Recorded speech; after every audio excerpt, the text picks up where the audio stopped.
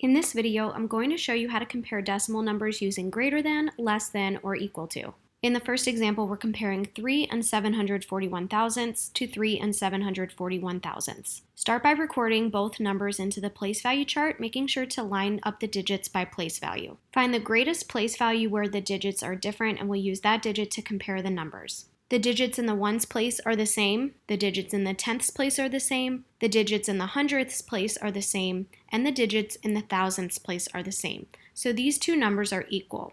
3 and 741 thousandths is equal to 3 and 741 thousandths. Next, we'll compare 69 and 462 thousandths to 69 and 47 hundredths. Record each number into the place value chart, making sure to line up the digits by place value. Find the greatest place value where the digits are different. Starting in the tens place, the digits in the tens place are the same, the digits in the ones place are the same, and the digits in the tenths place are the same. In the hundredths place, the digits are different. The 6 in the hundredths place of 69 and 462 thousandths is less than the 7 in 69 and 47 hundredths. So 69 and 462 thousandths is less than 69 and 47 hundredths.